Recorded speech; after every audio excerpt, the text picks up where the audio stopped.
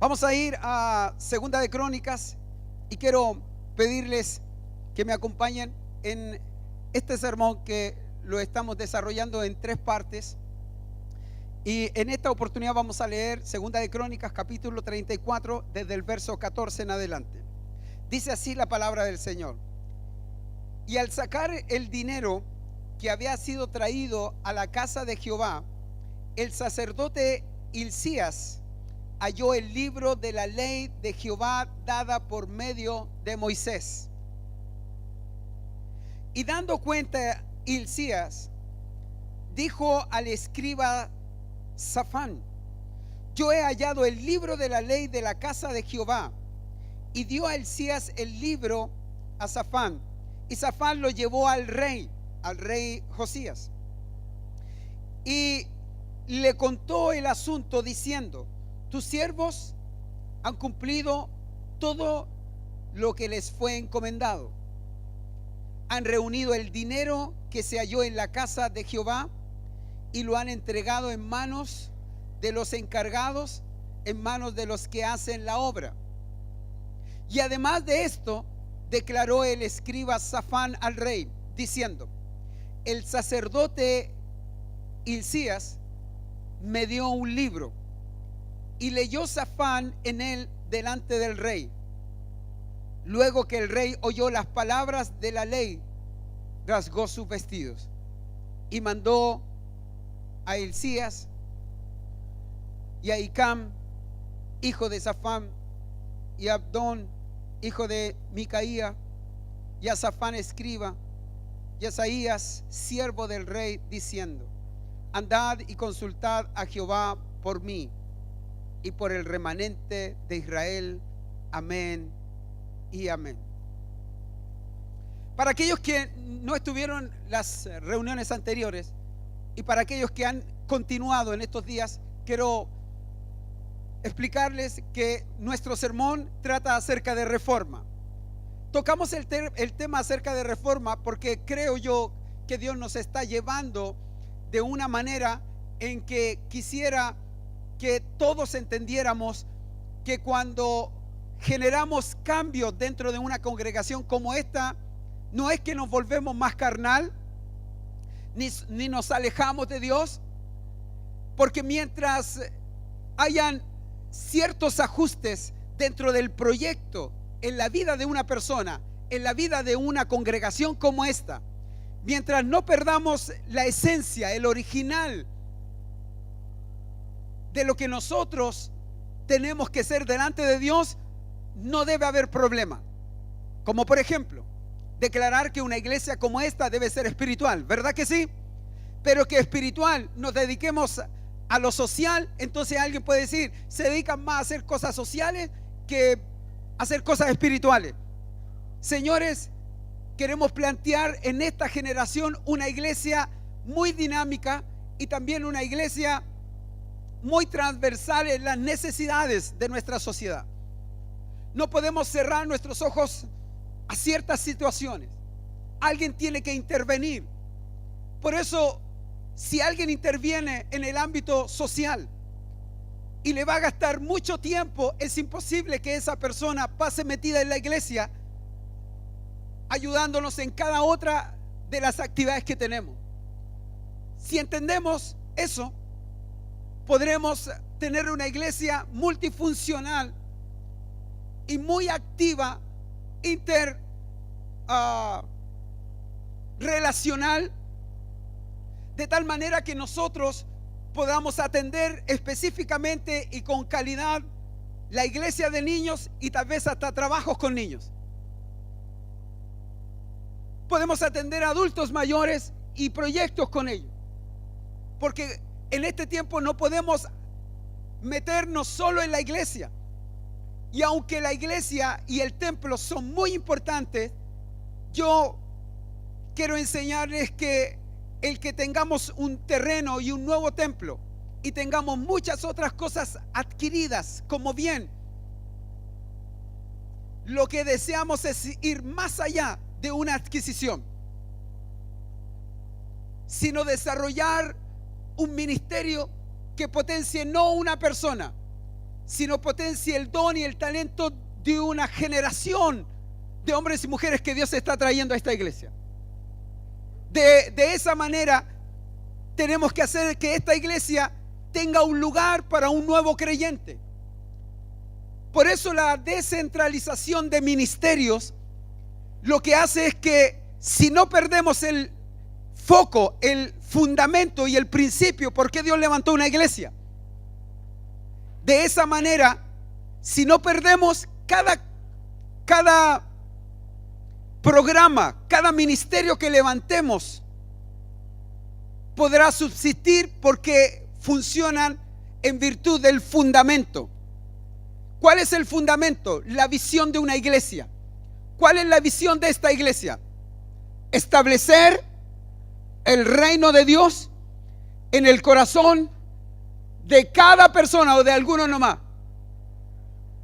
De cada persona, incluye todo. ¿Qué significa establecer el reino de Dios? Es traer la gloria del Padre, del Hijo y del Espíritu Santo y demostrárselo a una persona que ese Dios tan grande quiere estar en su vida. Primero, Dios como Padre. Segundo, Jesús como Salvador. Y tercero, el Espíritu Santo como tu compañero. Ya lo voy a predicar después en 2-3 semanas más. Pero esa es la visión de esta iglesia. En segundo lugar, la visión incluye establecer el reino de Dios en el corazón de cada persona, haciéndolos discípulos. Porque necesitas que alguien corrija tu vida. Discípulo es enseñarte y decir: aquí estoy, quiero ser un aprendiz. Toda la vida, no importa el ministerio, los dones, los títulos que tengas, la palabra siempre te va a enseñar y te va a formar. Tenemos que ser alumnos toda la vida. Amén. Mira lo que dice la Biblia: vayan y hagan ¿qué cosa? Discípulos. No quiero una iglesia de solo profesionales, quiero una iglesia de discípulos. Si es discípulo, será un profesional. No quiero una iglesia solo de ricos, ni quiero una iglesia de solo pobres.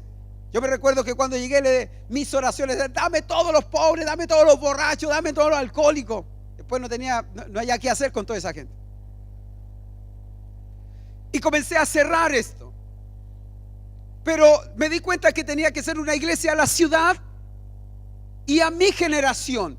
Y en mi generación hay todo tipo de personas con sus llamados, dones, talentos. Tengo gente que ha venido aquí bien acomodada y no calza. Porque como vienen ya acomodados, ya vienen así, entonces de un medio parado así. Pero tendremos que decirle: bueno, si no te gusta, ¿acaso ese es el original de esto? ¿Verdad que no? ¿Cómo hacemos que un gerente aparezca aquí de una gran empresa? Porque aquí hay palabra de Dios, hay presencia de Dios y aquí hay manifestación de un Dios de milagros. Amén. De lo contrario, si usted no entiende esa verdad, entonces por eso tampoco podrá venir la gente. Pero por eso voy a la casa de Dios.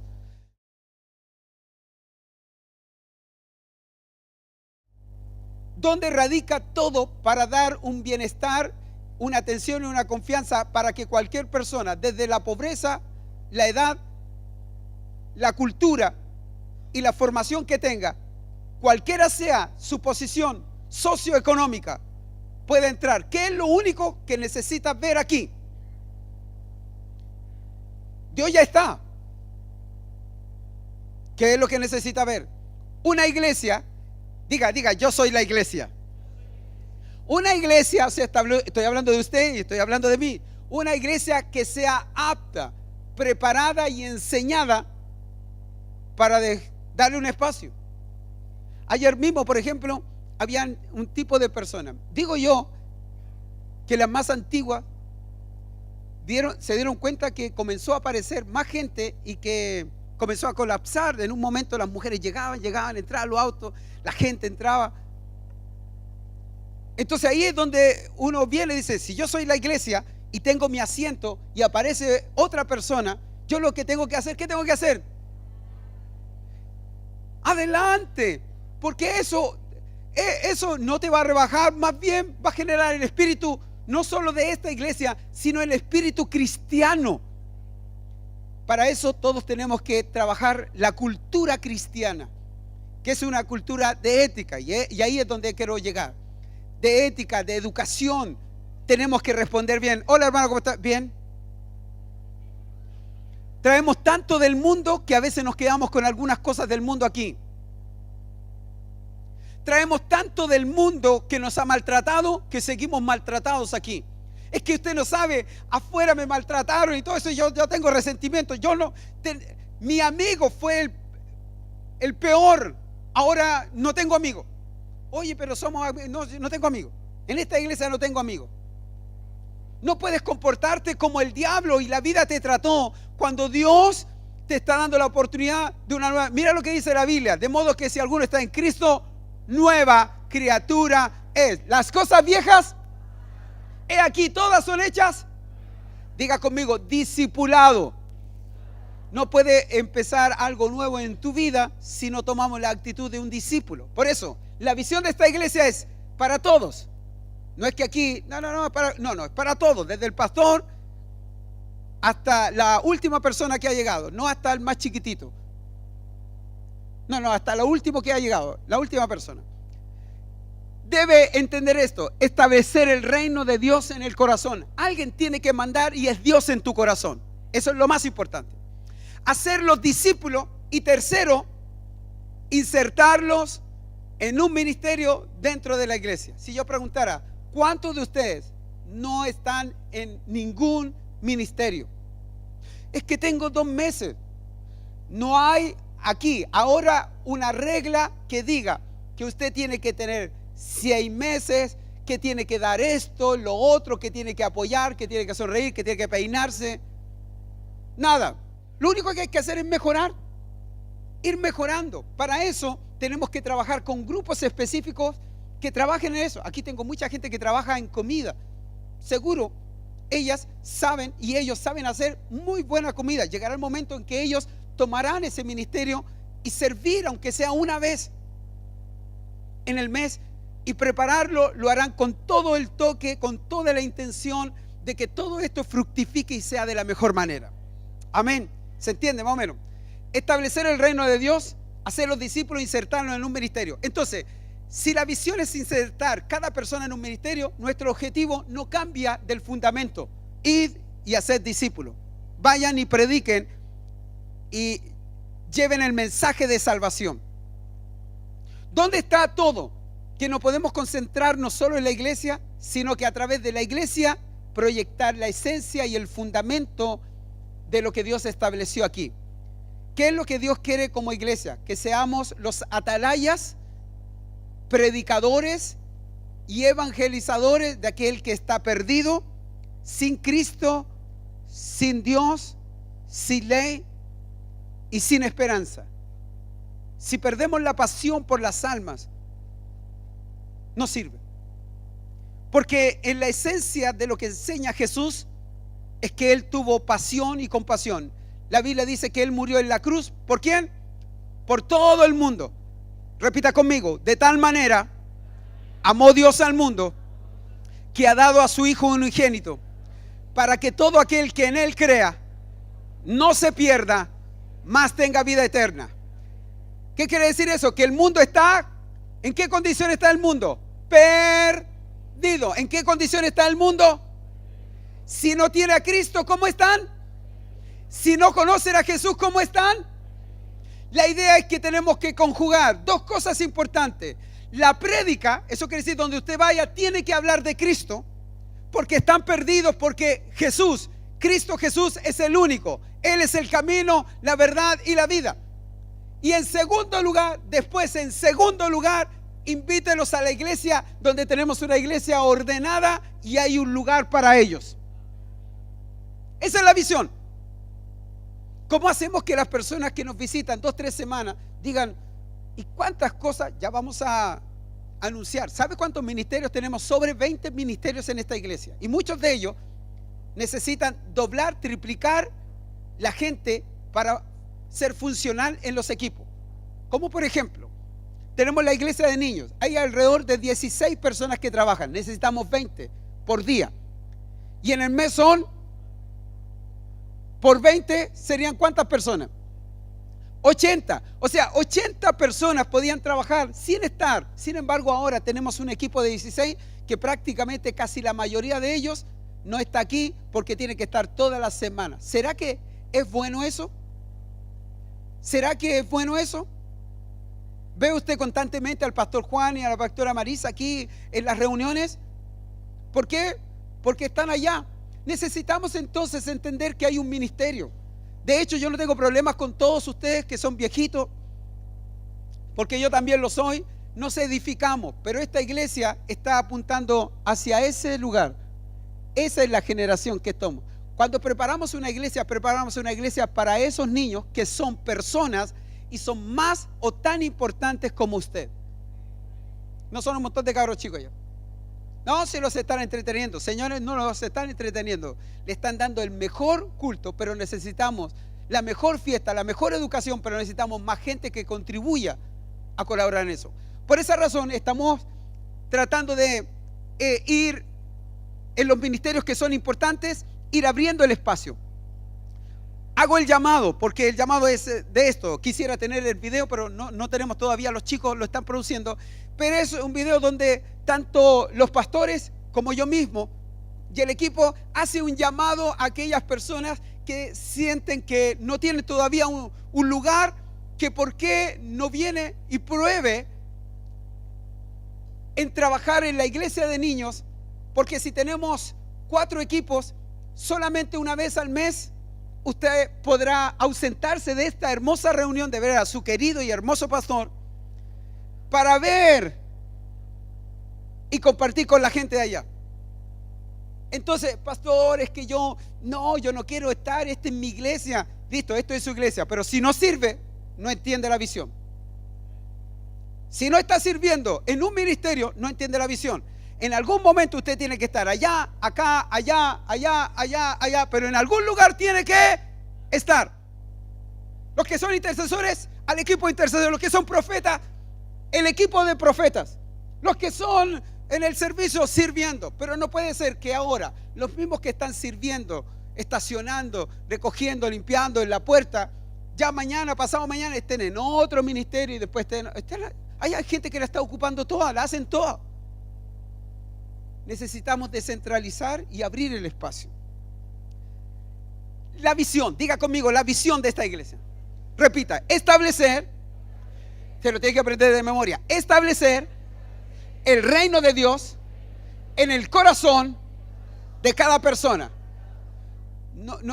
Venir a la iglesia no es que usted se sienta bien. Lo que sí tiene que tener es la visión que regula por qué usted está en la casa de Dios. La visión es esta, es establecer el reino de Dios en el corazón. La prioridad más grande es que la gente debe conocer a Cristo, debe conocer a Dios como Padre y debe tener la llenura del Espíritu Santo. Luego hacer los discípulos, tiene que aprender, guste o no les guste. Es que no me gusta, pastor, es que esto es lo que dice. Tú tienes que aprender, saca todas esas mañas que vienen del mundo, mañoso. Es que lo único que sé es esto. En algún momento yo lo único que sé, por ejemplo, supongamos que sea, no sé, que trabaje con máquina. ¿Qué podría ser? Ya mecánico. Supongamos que sea mecánico. Lo único que sé para ser pastor es mecánico. No puede trabajar toda la semana, pero en algún momento un auto se va a echar a perder. Los autos del centro de rehabilitación o las camionetas que vamos a tener para los adultos mayores. Preste un servicio, hágalo gratuito, no me va a cobrar por eso. Ahora, si va a arreglar mi auto, ahí sí tiene que cobrarme, porque no soy una persona especial. A menos de que usted quiera sembrar conmigo, pero si lo hace conmigo y no me cobra, tiene que hacerlo también con otro. Porque en esta iglesia no hay papas grandes ni papas chicas. Porque el principio, aunque yo como profeta te puedo bendecir, otro hermano te puede bendecir tanto, porque es siembra. Amén. Gloria a Dios. El que usted sea mi amigo puede ser tan amigo mío o como puede ser amigo del pastor Esteban, el pastor Juan o el hermano Lucho o quien sea. Es su amigo, porque el concepto está así, en esa amistad hermosa. Amén. No, es que ahora yo camino con el pastor. No, hermano. No. Hacer los discípulos significa una iglesia educada. Por ejemplo, ¿cuántos de ustedes ya están anotando en su cuaderno? No, sí, díganlo nomás, yo me lo sé de memoria. Listo, establecer el reino de Dios en el corazón de cada persona, haciéndolos discípulos e insertándonos en un ministerio dentro de la iglesia, en un ministerio dentro de la iglesia. Amén. En uno de estos días aparece, porque voy a hacer una pancarta y lo voy a colocar aquí para que todos lo memoricen. Es que una iglesia sin visión se muere. Necesitamos reforzar la visión. Amén. Listo. Como queremos hacer reformas, nos inspiramos en el rey Josías. Josías hizo 3 cosas. El primer culto que le enseñé, él limpió toda Judá e Israel de la idolatría, de todos esos, de todo el paganismo que fue insertado. Y hablamos acerca de tantas cosas que uno tiene alrededor y las sigue manteniendo en una vida cristiana. Reforma, tú no puedes conformarte con una vida pasada cuando Dios te dio una vida nueva. Tienes que quitar aquellas cosas que no pertenecen a tu nueva vida. Eso es reforma. En segundo lugar, hablamos de la semana pasada, es que Josías arregló el templo, se preocupó del templo, porque una de las cosas que pasó en la nación de Israel es que descuidaron la casa de Dios y la casa se agrietó. Muchos ejércitos invadieron, robaron, rompieron y quitaron las cosas bellas del templo, por lo tanto quedó abandonado. Una reforma siempre tiene que atender a este valor. Lo enseñé de 2 maneras. Primero, el templo visible, y hablamos del respeto de estar en la casa de Dios. Si usted viene aquí, por favor tenga respeto a la casa de Dios. Ahora es un gimnasio, pero hoy día es un templo. Algún día tendremos un templo bello y hermoso. No por eso va a caer más presencia de Dios, porque se puede echar a perder todo y podemos el próximo domingo estar en la calle, porque no hay un lugar donde poder estar. Y porque estamos en la calle, ¿va a haber menos presencia de Dios? Nunca la presencia de Dios viene de acuerdo al lugar, pero el principio es el siguiente: en el lugar donde estemos tenemos que tener respeto. Le doy este principio. Dice que Jacob iba huyendo en el peor de los momentos, lo pilló la noche en el desierto, puso su cabecera y Dios se le apareció y lo levantó. Y él pudo reconocer que en esa visión Dios estaba con él, porque una voz le habló. Y él dijo: no es otra cosa este lugar que el lugar de la presencia de Dios.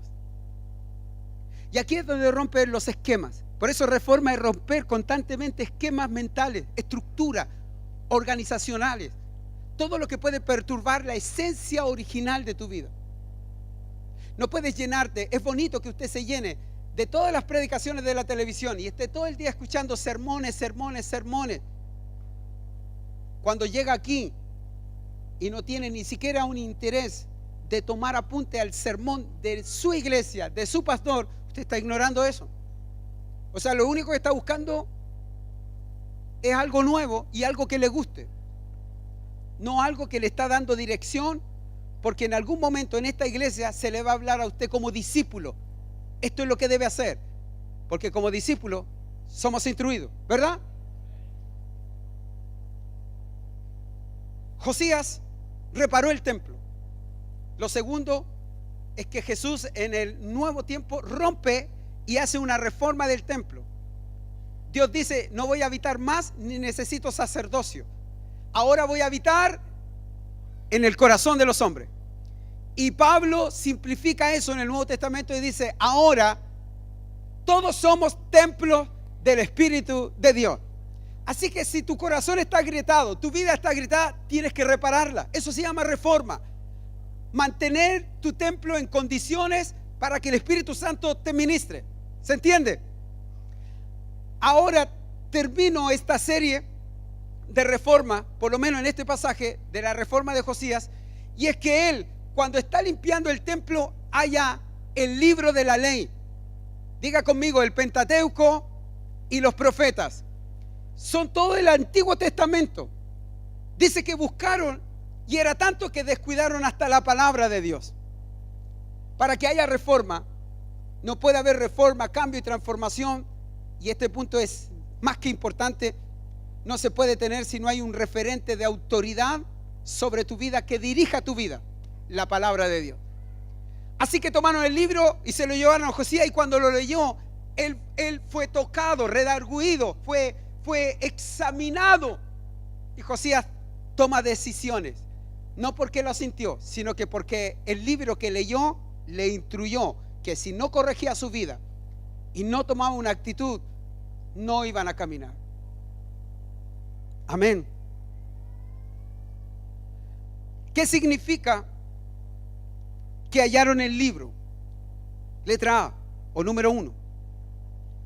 Significa un llamado a volver a la autoridad de la palabra de Dios. La palabra de Dios es la escritura, es inspirada, es infalible. Ella es la palabra de Dios, tiene suprema autoridad. No existe una autoridad humana que sea más grande que ella. La máxima autoridad es la palabra de Dios. Sobre toda enseñanza y sobre todo tipo de enseñanza. Por favor, búscame 2 de Timoteo capítulo 3, versículo 16, que reafirma qué es la palabra de Dios. Jamás habrá reforma, cambio o transformación en tu vida si no está inspirada, sujetada y reconocida en la autoridad de la palabra de Dios. 2 de Timoteo capítulo 3, versículo 16.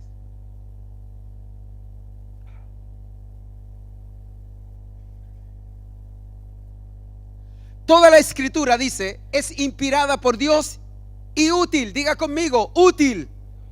Para enseñar, para redarguir, para corregir. Para corregir.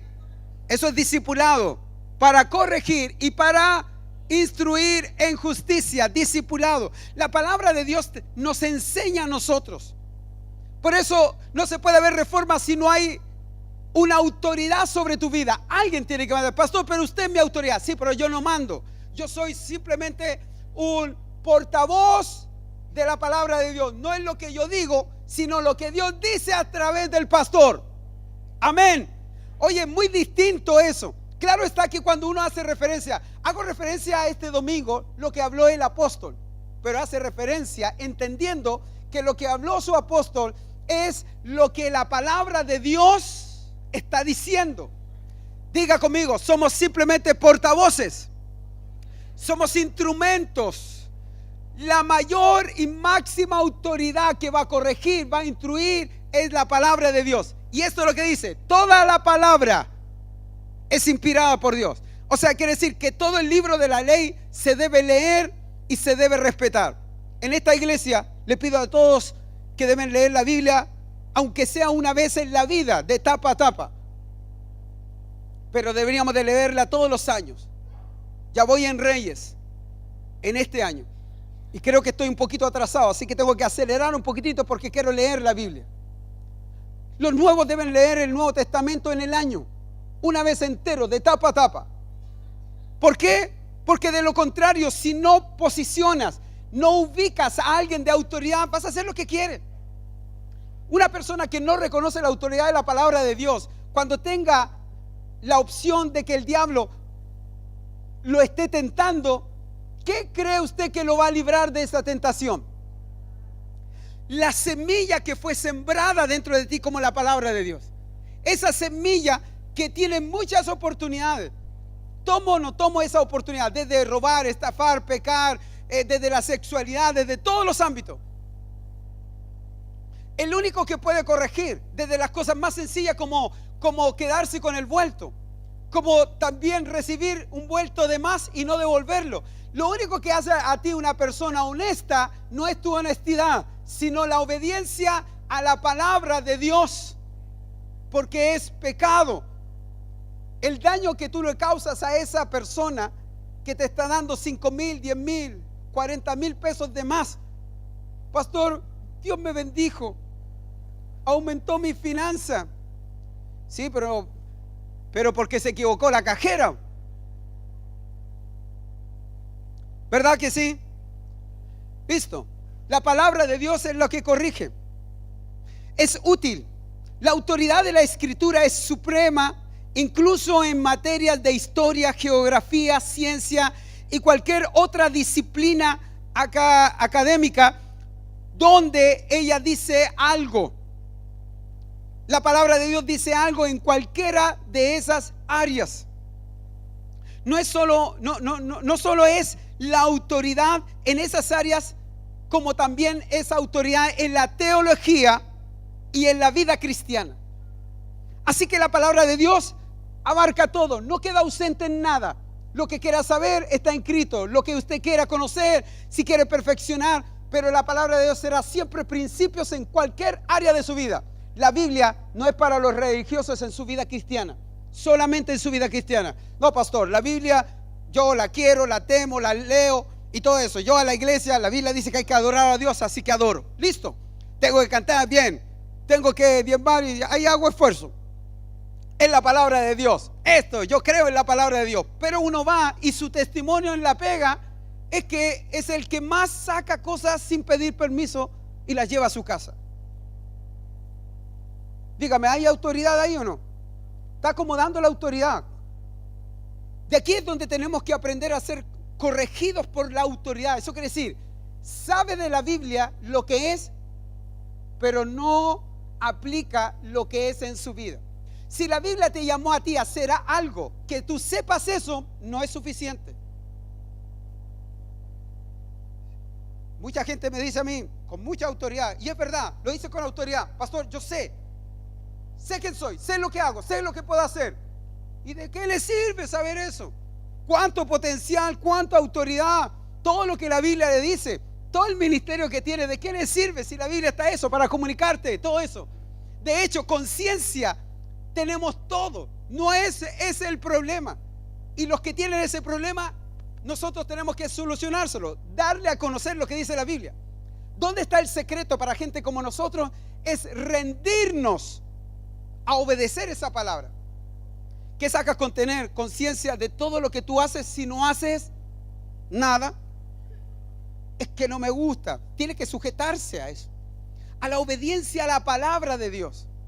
Por eso tenemos que ordenar la iglesia de tal manera que no solo nos quedemos con el conocimiento, sino con el conocimiento aplicado. ¿Conocimiento a qué? Aplicado. Conocimiento aplicado. De lo contrario, ¿qué sabe? ¿Qué podría significar que usted sepa que todo cristiano, para reforzar y tener sensibilidad, tiene que ayunar? ¿Cuántos saben aquí que hay que ayunar? ¿De qué le sirve si hace meses que no ayuna? Y se pregunta, no sé por qué he engordado. ¿De qué le sirve?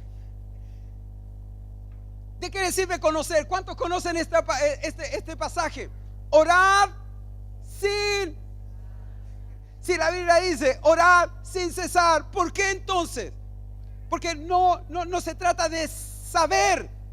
El saber sin hacer no sirve. Quebranta la autoridad. Entonces, cuando hablamos de la Biblia, no puede haber reforma solo sabiendo, solo conociendo. La reforma es como mi conocimiento se rinde a la palabra de Dios. Yo hago lo que tú dices, a mí no me gusta, me da. ¿Cuántos saben que tenemos que perdonar?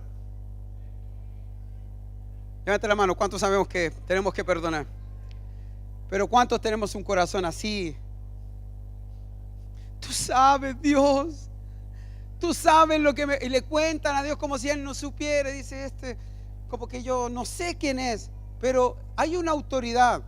Dice la Biblia que si alguno te ofende, debes o debemos. Pero hay tanta gente llena de resentimiento y uno dice, ¿por qué esta persona anda así? Necesitamos reforma. Para que haya una reforma tiene que haber una autoridad. y la Biblia, la palabra de Dios, fue una autoridad. El rey Josías lee, conoce la palabra y se da cuenta y dice: tenemos que tener una actitud muy distinta. Y se rinde a la autoridad. Manda a consultar y le dice: ¿qué tenemos que hacer? En ese pasaje, ¿sabe lo que tiene que hacer? La Biblia lo llama y le dice: ustedes han hecho tantas cosas a su manera, han descuidado tanto el templo a Dios, se han olvidado de mi palabra, que tienen que arrepentirse. ¿Qué tienen que hacer?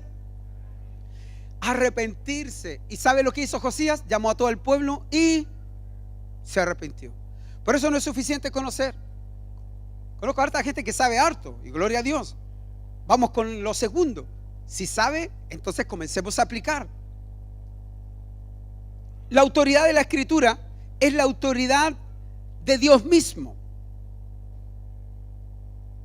Una cosa es confesar la autoridad de las Escrituras y otra cosa es rendirse ante ella. Una cosa es confesar la autoridad.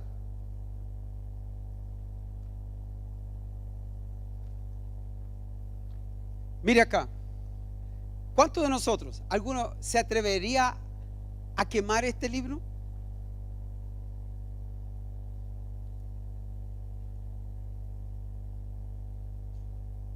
Yo no me atrevería. Pero no puedo mirar este libro tan místicamente y decir que yo no lo quemaría en ese estado. Si estoy en esa posición, yo no lo haría. Pero entonces, si usted no lo haría, ¿por qué no lo respetamos? ¿Por qué no nos rendimos ante ella? Si ella dice, ¿qué dice la Biblia? Te dice en cualquier área matrimonial: sé fiel. Te dice en el área laboral: cumple con responsabilidad. Te dice que Él va a venir, espéralo. Te dice que te va a bendecir.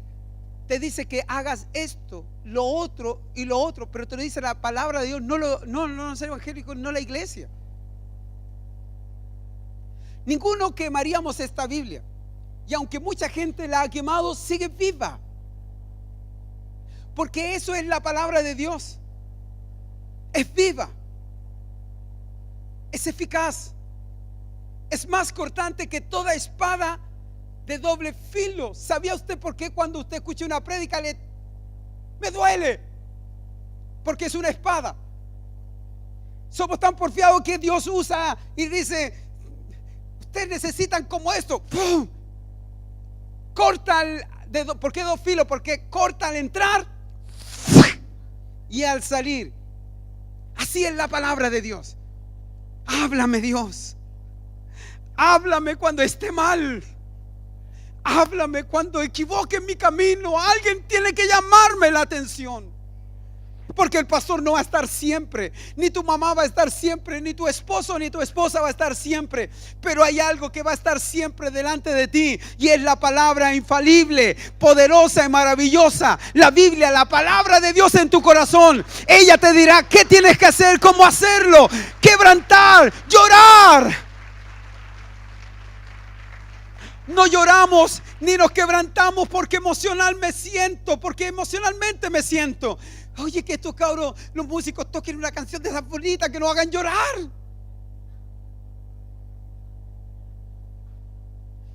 No queremos gente llorando por el canto, pero sin duda todos ellos están esperando porque el principio es adoramos para que la presencia del Señor venga. Si Dios te toca, te quebranta. No llores. Deja que la autoridad de la palabra de Dios te quebrante, me quebrante. Debes decirle, tu palabra dice que si tú estás aquí, tienes poder para quebrantar mi orgullo. Mírame, oh Dios. La reforma es mirarte. Si no te ves orgulloso, entonces nunca Dios va a tratar tu orgullo. Y seguirá siendo tu orgullo tan parte de tu vida. Si no sientes que estás fallando en un área y en otra, jamás la palabra será una realidad en tu vida. Porque ella es la que trae luz a tu vida.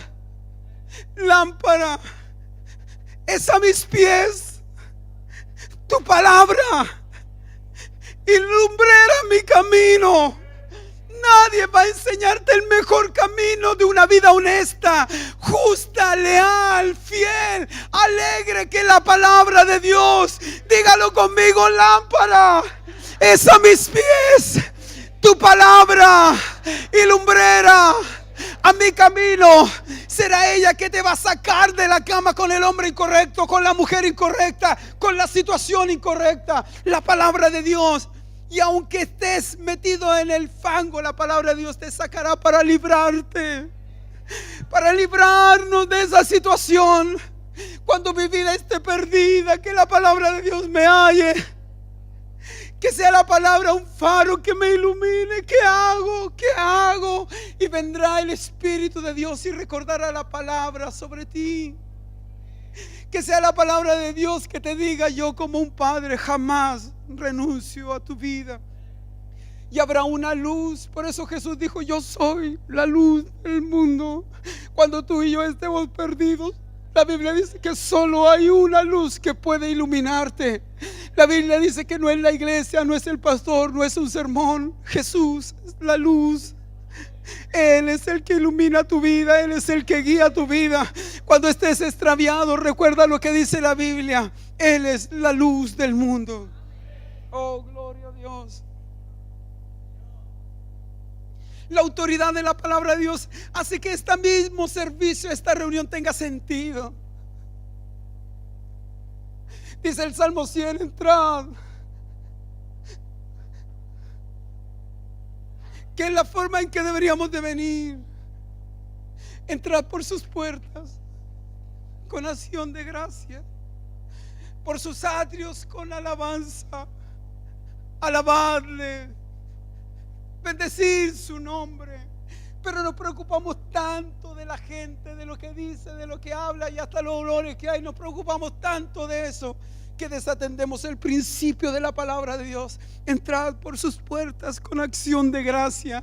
Aquí es donde debes venir y levantar, y al entrar allí, como sería bueno y hermoso que tú entres al templo y digas: me rindo ante ti en adoración. Gracias por mi casa, gracias por mi auto, gracias por mis hijos.